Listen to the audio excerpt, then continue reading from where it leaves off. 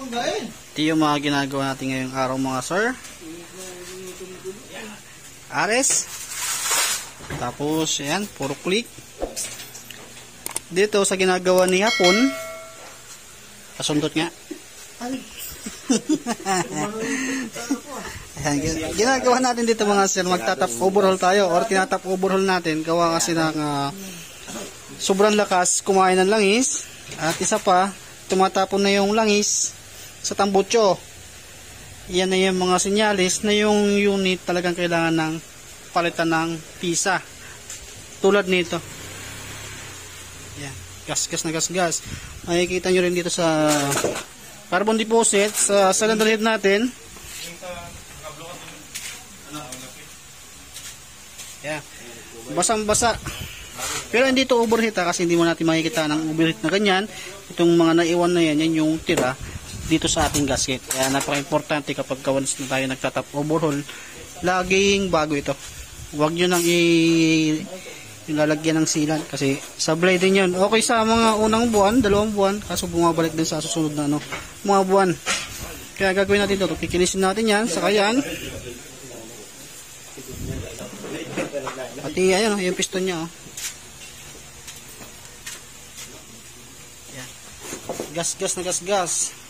Yan sa mga magtatanong kung magkano nagpa-engine refresh, sample nito, ang singilan ko dyan mga sir, 6.5.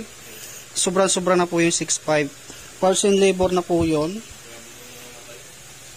With warranty. Depende naman sa pagwa-warranty.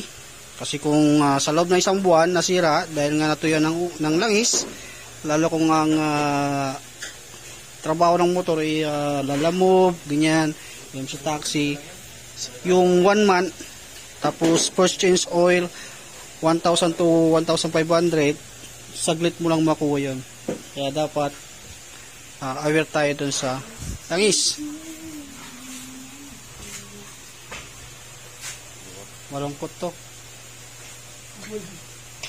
si ano. Sige, mabilis lang naman yan, hintay mo na. Ito kahapon to. Yan, ito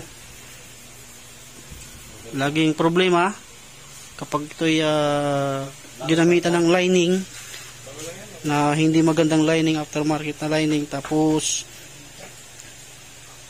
napabayaan sa langis, mga ganyan, cylinder head lagi yung naapektuhan. Alam nyo naman kung magkano presyo ng isang cylinder head nito, isang seat nyan, inaabot ng 22,000. Napakahirap kapag ito ginagamit mo pang hanap buhay, pang MC taxi, ganyan, butas bulsa mo dito, lalo kung mababayaan mo sa langis. Kaya dapat aware ka kapag ito yung motor mo, alagaan mo sa langis to kasi napakamarang pisa nito. Kaya yung motor ko hindi ko pinakabayaan. Anong gagawin dito? Top overhaul? Pa-plug up lang? Dapat albular yung kailangan mo, hindi mekaniko. Ito, ano? Nabasag? Naglag? Ayaw mo na. Isa. Ito naman, ito yung nakaraan na tinap-overhaul dahil sa overheating. Kaso nga lang, mayroon pa rin kunting problema. Kaya kapag once na ang motor nyo napabayaan nyo sa overheat, asahan nyo po, damay si black. Ito yung black na palitan na. Kumbaga ito, pinabalik natin si sir o pumalik si sir dahil mayroon pang problema yung thermostat. Overheating siya kapag malayo ang biyahe, lumalabas yung sign ng overheat sa panel at medyo may pumapatak ng konti o bumubulwak ng konti, gawa dito sa thermostat. Kapag once napabayaan mo sa coolant ng motor mo o natuyaan mo siya ng langis pati coolant, asahan nyo, damay lagi ito. Pati ito, basag to. Itong water drain inlet, basag na basag yan. Mapapansin nyo, ito yung sign ng overheat. Okay na, wala na problema sa makina. Ito na lang yung thermostat. Kasi hindi naman tayo porket na overheat, pabili ka agad ng pabili.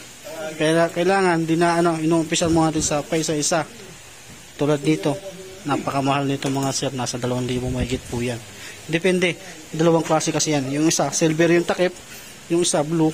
Mas mahal itong blue kaysa yung silver yung takip. Kaya huwag niyong pabayaan. Ito ay ibaback job natin. Kumbaga wala siyang babayaran dun sa labor.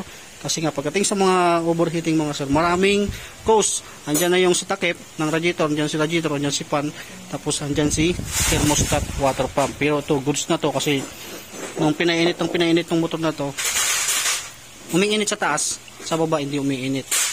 Kaya hindi nagsasirculate yung coolant. Kaya yun, in-orderan natin ang thermostat. Kasi ayaw ko din i-bypass. Baka mamaya binabypass natin, lalabas at lalabas din pag malayuan. Tapos meron pa tayong waiting sa labas. Ayan po. Yan, marami pa sa labas. Araw-araw po yan mga sir. Kaya kung sakaling kayo magpapaservice sa amin mga sir, mas mainam, mas maaga dapat. Lalo kung hard yung papagawa ninyo, example top overhaul or overhaul, mas maganda kung maaga. Ito alam siya na maraming laging pila. Alas 4 pa lang nakapila na siya dito. Kaya siya yung nauna.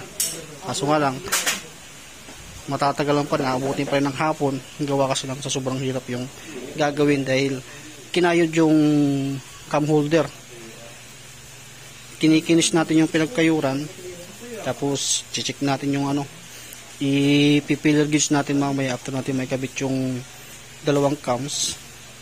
I-pillar gauge natin kung malaki yung clearance, kasi pagka hindi mo chinek yung clearance niyan, lagitik masyado, lagapak.